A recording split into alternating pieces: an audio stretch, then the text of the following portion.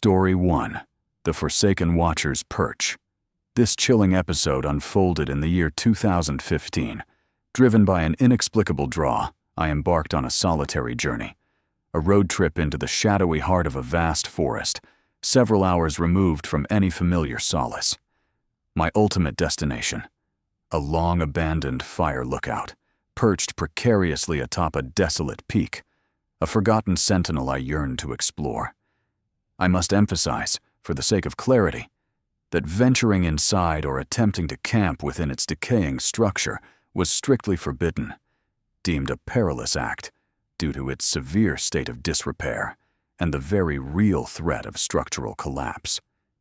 Yet, a compulsive curiosity had led me to scour the digital abyss, where scattered accounts, mostly several years old, suggested it might still be stable enough. The most recent posts, however, were ancient, 3 years past, leaving me with a profound, unsettling uncertainty about the decaying edifice that awaited my ascent. At last, I discovered a narrow, almost invisible ditch carved into the roadside, just wide enough to conceal my vehicle from casual sight. With a deep breath, I retrieved my heavy pack, laden with 2 days' worth of supplies and gear, and began the arduous trek. Such expeditions rarely offer the convenience of well-trodden paths. These were deep woods, untamed and indifferent. My sole guide was a reliable handheld satellite device, a Pathfinder Pro, its silent screen a flickering reassurance that I was, at least, moving in the correct general direction. For hours, I simply cut through the unknown, unforgiving terrain, the forest closing in around me, each step deeper into its silent, shadowed embrace. The hike from the desolate road was a grueling 4 to 5 hour ordeal. With every mile, the wilderness grew more formidable, the trees denser, the ground rougher, the light dimmer. A persistent knot of anxiety tightened in my gut. I was banking on that fire lookout, praying it would still be intact, sturdy enough to offer a night's respite from the encroaching wild. The alternative, a far more chilling prospect, was to somehow clear a spot for my tent in the deepening gloom, exposed and vulnerable. After what felt like an eternity of relentless, bone-wearying hiking through the suffocating embrace of the ancient woods, I finally saw it. A faint, spectral outline, the building's weathered silhouette peeking just above the dense canopy of trees. As I drew closer, a strange relief washed over me. It appeared, against all odds, to be in a surprisingly decent state. The paint was long gone, of course, stripped away by years of unforgiving elements, leaving a ghostly pallor, but the framework itself seemed to stand firm, defying time and decay. I gave a few of the massive support beams a tentative shove. They felt solid, unyielding, a silent testament to their original construction. With a renewed surge of hesitant hope, I began my ascent, testing my luck on the ancient metal ladder. It felt sturdy beneath my worn boots, yet each step upward was accompanied by a chilling, metallic creak, a mournful groan that echoed in the profound silence of the forest. Reaching the summit, I paused, momentarily lost in a silent awe at the panoramic, desolate view. Before me, stretching to the very edges of perception, lay the entire, unbroken expanse of the forest. There were no signs of civilization, no buildings, no roads, no houses. For miles in every direction, just the vast, indifferent wilderness. After absorbing this overwhelming vista, a chilling reminder of my isolation, I circled the narrow ledge and stepped inside the lookout. It was surprisingly small, not one of those grand, spacious structures now whimsically converted into nomads' havens or similar ventures. This was a single, cramped room, perhaps a mere 150 square feet. A decaying, skeletal bed occupied one corner, while an ancient wooden desk, its surface warped by time, stood in the other. The entire far wall was dominated by a series of rotting window panes, offering a shattered view of the encroaching woods. With little else to scrutinize in the desolate space, I dropped my backpack, unrolled my thin mattress and sleeping bag, and then, with the tiny hiss of my mini camping stove, heated a meager meal. As the sun began its descent, painting the sky with a fleeting, melancholic beauty, I returned to the ledge, watching the fading light. It was, without question, one of the most breathtaking, yet somber views I had ever witnessed. It felt as though its beauty was fleeting, swallowed too quickly by the impending gloom. And then, darkness. Absolute, all-consuming darkness. The sky, heavily overcast, offered no solace. No moonlight, no scattered stars pierced the impenetrable black.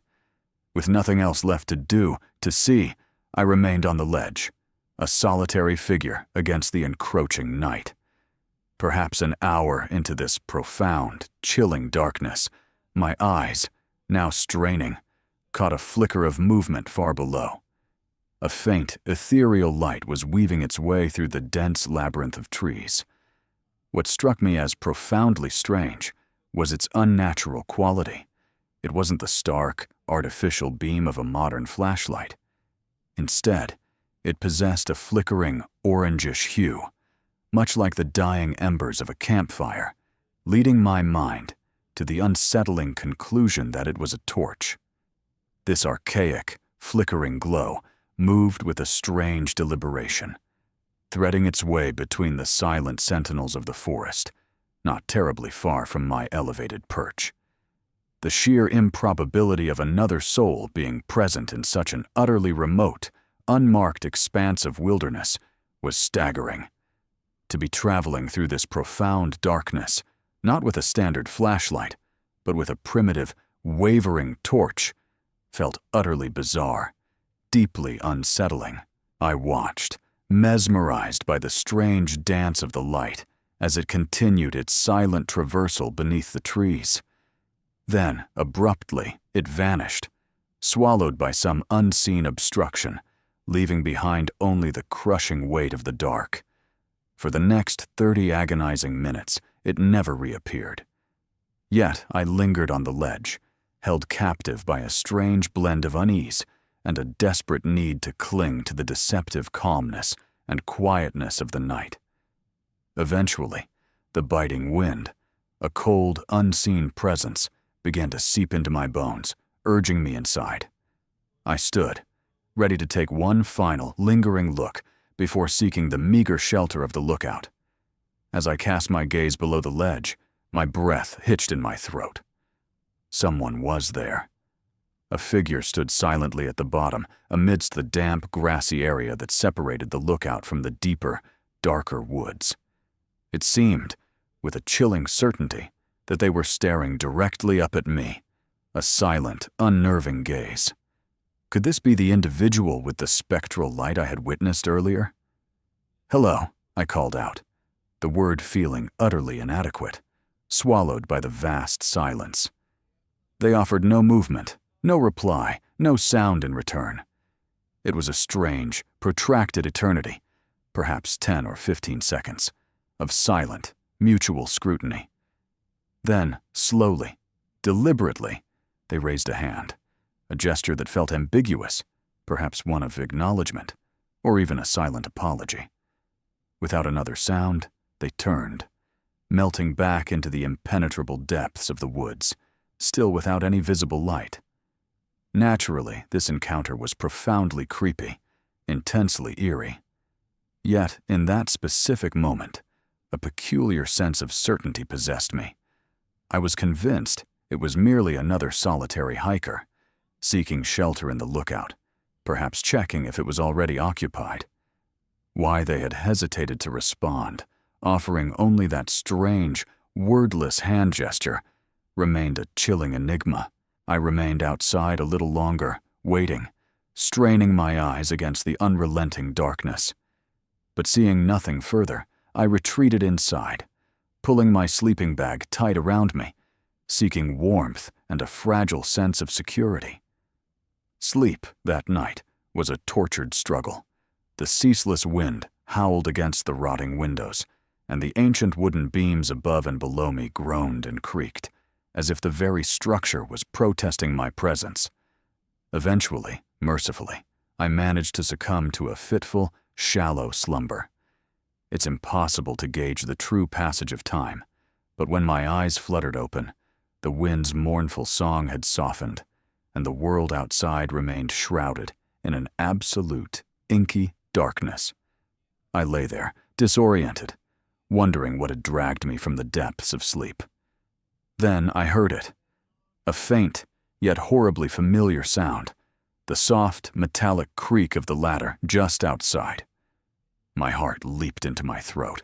I sat bolt upright, trying to convince myself it was a figment of my sleep-addled mind. But then I heard it again. And again. Someone was, undeniably, deliberately, climbing up the ladder. I couldn't discern their exact position, whether they were near the top or still at the bottom. All I could register was the rhythmic, horrifying protest of the ladder's hinges, creaking with each upward step. Outside the windows, the darkness remained an oppressive, impenetrable wall. My heart thundering, I fumbled with the zipper of my sleeping bag, scrambling out and grabbing my backpack, a primal instinct to be ready to flee. In the 20 agonizing seconds it took me to reach the ledge. The creaking intensified, growing louder, faster, as if the unseen climber was hurrying, sensing my awakening. Then, just as I stepped out onto the narrow walkway, the terrifying sound abruptly stopped. I froze, rooted to the spot, listening, straining for any further noise. The silence that followed was more terrifying than the creaking. Slowly, painstakingly, I moved along the walkway, peering around the corner, towards the ladder's opening. No one was there. My heart rate accelerated to a frantic drumbeat as I cautiously leaned over, looking straight down. The ladder was empty. I was momentarily gripped by a shock so profound it left me breathless, utterly confused, desperately scared, unable to comprehend the hellish game being played. Then, a sudden, horrifying sequence of footsteps erupted, rushing around the wooden walkway behind me. I caught only a fleeting glimpse, a dark, indistinct figure darting between the windows on the opposite side of the lookout. There was no hesitation. Instinct took over. I threw myself onto the ladder, scrambling down in a desperate, panicked descent. The climb down was a terrifying blur, the cold metal ladder feeling impossibly slippery beneath my shaking limbs, my entire body convulsing with the raw surge of adrenaline. Something was chasing me, just above, a chilling presence. I was only halfway down when I saw it. A head, dark and indistinct, peering out from the top, silently observing my frantic escape. I didn't stop, didn't even pause, until my feet hit the earth and I plunged into the relative chaos of the woods. In hindsight, I don't know why I even thought to grab my backpack when I first woke. But it was the best decision I ever made, perhaps a choice that saved my very life. With my trusty flashlight cutting a desperate swathe through the inky blackness and my Pathfinder Pro guiding my frantic retreat, I managed to stumble my way out of that hellish place and back to my car. As far as I know, I wasn't followed. I drove away, never once glancing back at the silent, predatory forest. Story 2. Echoes of the Unseen. Lake Dwellers. My intention was to spend a tranquil weekend camping by a small, forgotten lake. Truly, this was meant to be nothing more than a simple respite, a few days immersed in the quiet embrace of the woods by the serene water's edge, utterly devoid of drama. The first day unfolded exactly as anticipated. I arrived, meticulously set up my solitary camp, and spent the entirety of the day and night simply existing, soaking in the profound stillness. This particular spot was deep in the middle of nowhere, a true wilderness. A faint, almost invisible footpath snaked its way to the lake, but it was conspicuously absent from any online maps or guides. Only a handful of locals, those intimately familiar with the land, would likely even know of its existence. My father, in years long past, used to bring me here as a child. In all my cumulative years of visiting this secluded haven, both as a wide-eyed child clinging to my dad's hand and as a self-reliant adult, I had never once encountered another living soul. Honestly, there had never even been the slightest, most ephemeral sign that anyone else had ever set foot on this hallowed ground. On my second day, I surrendered to the meditative rhythm of walking around the lake's perimeter, lost in my own thoughts.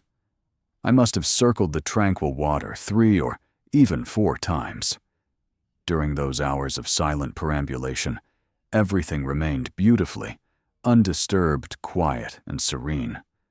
But then, on one of my laps around the lake, my eyes snagged on something profoundly out of place.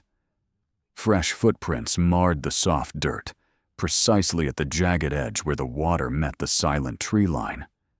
I had traversed this exact path countless times that day, and these prints had been utterly absent before.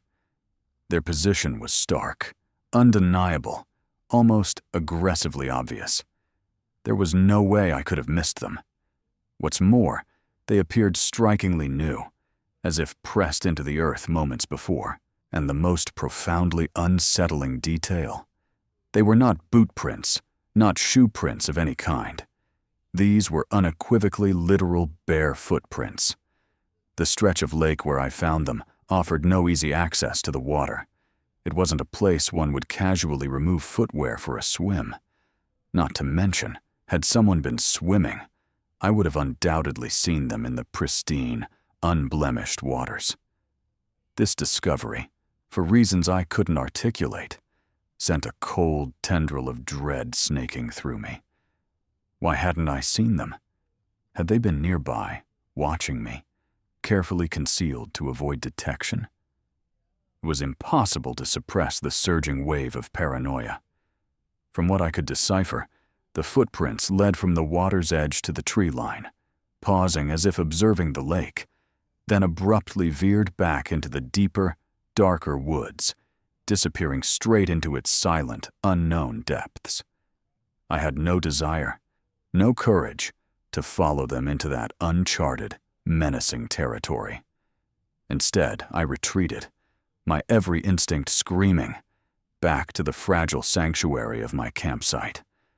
Throughout the walk back, my gaze darted nervously towards the lake, or rather, the dense, watchful tree line surrounding it, desperately searching for any sign of an unseen presence. I saw no one. As the sun began its slow, agonizing descent, painting the sky with an eerie, fading light, my paranoia intensified, solidifying into a cold, hard knot of fear.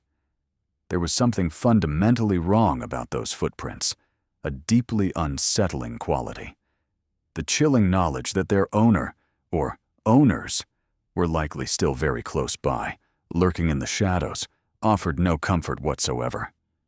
As the last vestiges of daylight surrendered to the encroaching gloom, I diligently fueled my campfire, building a robust, crackling barrier against the deepening darkness. I tried every mental trick, every distraction, to keep my mind from spiraling, but it was a losing battle. Part of me felt utterly justified in my growing unease, while another, smaller part, whispered that I was overreacting, lost to irrational fear.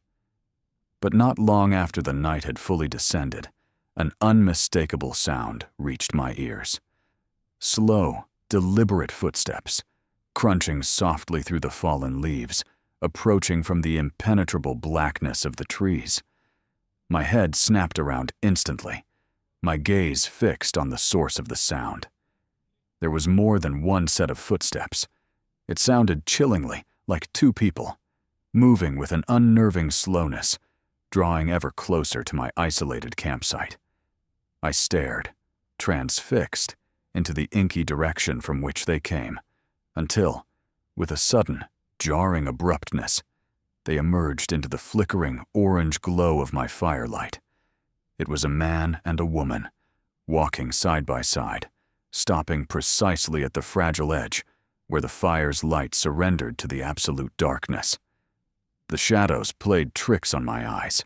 I couldn't discern their faces or any defining features beyond their basic, human-like shapes. Their ages, their expressions, remained a terrifying enigma.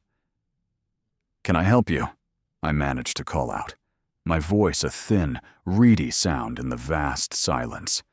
The instant the words left my lips, the woman, without a sound, without a glance, turned and sprinted back into the woods, vanishing completely, as if swallowed by the darkness. But the man remained, utterly still, his gaze fixed forward, not even acknowledging the woman's abrupt disappearance. It was then, as my eyes drifted downward, that the chilling realization struck me. He was wearing no shoes. These were, without a shadow of a doubt, the individuals who had left those haunting barefoot prints by the lake. I repeated my question, "Can I help you?" But then, he too, turned, and with an unsettling, deliberate quietness, walked back into the suffocating depths of the woods. An internal freak-out seized me, a cold, visceral wave of panic that was, without question, the most unsettling, the most profoundly strange encounter of my entire life. It felt unreal, a nightmarish hallucination. I knew, with an absolute certainty, that I could not, would not, remain in those woods for another second. My hands moved on their own, immediately beginning the frantic process of packing my meager belongings. I am not the sort of person who lingers when the air turns thick with menace. Thankfully, my camping setup was designed for swift deployment and even swifter retrieval, so within a matter of minutes, everything was lashed down, crammed into my bag, and ready for flight. I had no idea where they had gone, but the thought of them returning, finding me still there, was a paralyzing terror. I frantically kicked out all the unlit logs from the dying fire, desperate for it to extinguish quickly, erasing any trace of my presence. Then, with a pounding heart, I plunged into the oppressive darkness of the woods. The walk back to the safety of my vehicle was nearly 2 agonizing hours. For the first 10 minutes, every nerve was screaming, every shadow a potential pursuer, unsure if I was being stalked. But the further I got, the more the crushing weight of dread began to lift, replaced by a desperate, frantic hope. Approximately 40 minutes into my desperate flight, the entire woods fell into a profound, unnatural silence. Not a cricket chirped, not a leaf rustled. Then, a sudden, unmistakable sound broke the suffocating quiet. Running footsteps, close by. They were in the distance, perhaps 100 feet or so, but undeniably, unmistakably, a person. I couldn't see anything. The darkness was absolute, so I forced myself to keep moving, one foot in front of the other. Only a few terrifying minutes later, I heard it again, this time from the other side of me. Closer. The footsteps seemed eerily quieter than they should have been. A soft, padded impact, which led my terrified mind to the chilling conclusion that they were running barefoot, and that it was the same 2 spectral figures I'd encountered at the lake. If they had been silently stalking me this far into the wilderness, their intentions were surely something unspeakably horrific. For what felt like an eternity, the terrifying pattern continued. I would hear short, sudden bursts of running footsteps in the distance, then a chilling silence, as if they were quietly, methodically stalking me, then suddenly sprinting away into the periphery, only to reappear moments later. I cannot conceive of anything more profoundly terrifying than that desperate, silent walk through the haunted woods. Somehow, miraculously, I made it back to my truck. I managed to escape the nightmare. I wish I had more to tell, a definitive answer to who that man and woman were, or what sinister purpose drew them to that remote lake. But I have nothing. Perhaps it's a descent into madness, but sometimes, in the darkest hours, I find myself wondering if they were even alive at all. I don't know, and frankly, I'm not sure I ever want to. I never, ever went back. Story 3. The Vanished Light and the Impatient Knock. I am a 24-year-old woman, hailing from the rugged, beautiful landscapes of northern Arizona. This harrowing account took place a couple of years ago, during a period when I was living a transient existence, navigating the West Coast in my small, trusty camper van. The van-dwelling lifestyle encompasses a diverse spectrum of individuals and motivations. My own preference always leaned away from the sprawling, anonymous cities, instead seeking refuge in the quiet anonymity of small towns, using them as brief waypoints between deeper, more secluded destinations. For the most part, however, my true comfort, my profound sense of freedom, came from deep excursions into the backcountry. There, in the silent heart of the woods, utterly alone, I found my truest peace, my most profound enjoyment of the nomadic life. Part of this preference, I believe, stemmed from a deeply held conviction. It always felt safer to be truly alone in the vast, indifferent forest than to engage in the precarious dance of stealth camping in a bustling concrete parking lot amidst the cacophony of a city. Don't misunderstand.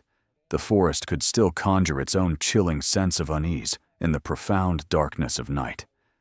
But I always knew, deep down, that I was inherently better off out there, isolated from the unpredictable dangers of human crowds.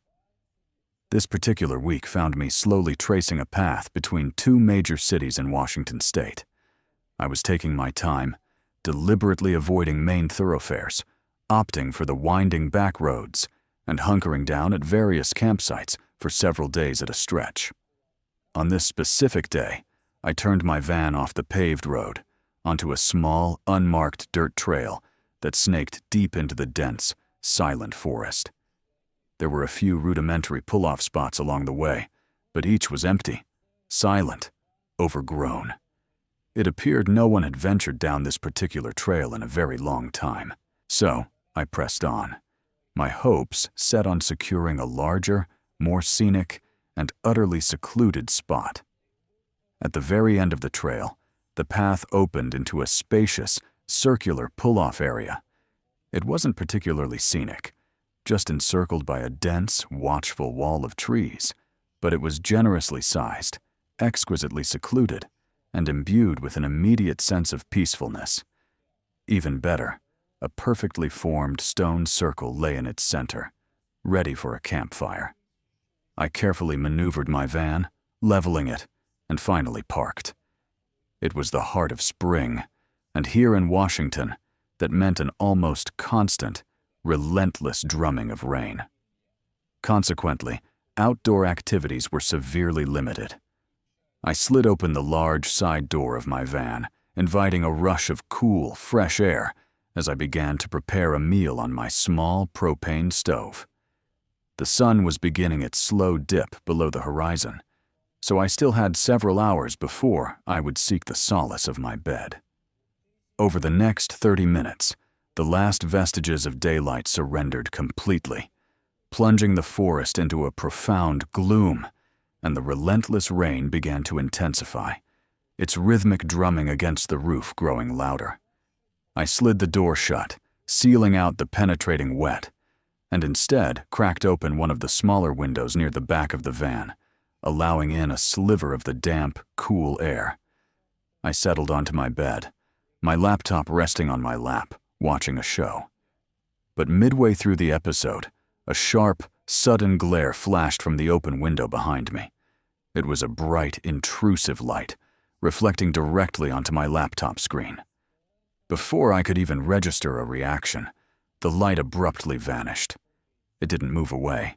It simply extinguished, as if someone had deliberately, suddenly, switched it off. I spun around, peering out the window, but saw absolutely nothing. The world outside was an absolute inky black, and the rain was still pouring down in sheets.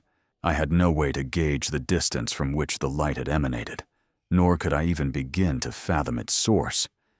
Being on a trail that likely had other pull-off spots, I tried to rationalize, to convince myself, that it was merely another camper. Perhaps their headlights had somehow pierced the dense screen of trees, momentarily catching my window, before they quickly, perhaps too quickly, turned off their vehicle.